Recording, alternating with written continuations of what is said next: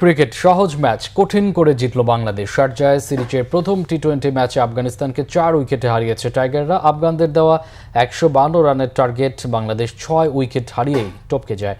Toss জিতে ব্যাটিংয়ে আফগানিস্তান। তাসকিনের প্রথম ওভারে 3 বাউন্ডারিতে 12 রান, তবে ঘুরে দাঁড়াতে সময় নেয়নি টাইগাররা। প্রথম ব্রেক থ্রু নাসুমের ঘূর্ণিতে দ্বিতীয় শিকার তানজিম সাকিবের। পাওয়ার প্লের 6 ওভারে আফগানদের সংগ্রহ 3 উইকেটে 33। আফগান ব্যাটসম্যানদের আসা যাওয়ার মিছিল, 10 ওভারে স্কোর 4 উইকেটে 65। এরপর লাগাম হাতছাড়া হওয়ার জোগাড় টাইগার বোলারদের। রহমানুল্লাহ লড়াকু 40, তাসকিন নিজের শেষ ওভারে দিলেন 22।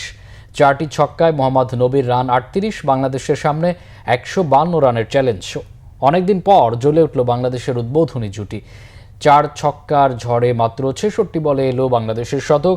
2 ওপেনারই পেলেন হাফ সেঞ্চুরি। পারভেজ ইমনের 37 বলে 54, তানজিদ তামিমের রান 37 বলে 51। সহজ জয়ের পথে থাকা বাংলাদেশের এরপরই ছন্দপতন। রশিদ খানের ঘূর্ণির ভয়ে এলোমেলো টপ অর্ডার।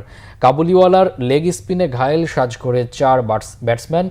109 থেকে 118 রানে যেতে পড়ল 6 উইকেট। হাতের মুঠোয় থাকা জয় তখন দূরের পথ। সেখান থেকে টিম টাইগারদের উদ্ধার করলেন নুরুল হাসান সোহান ও রিশাদ হোসেন। সপ্তম উইকেটে তাদের অবিচ্ছিন্ন 33 রানের জুটি 8 বল আর 4 উইকেট হাতে রেখেই ম্যাচ জিতে নিল বাংলাদেশ।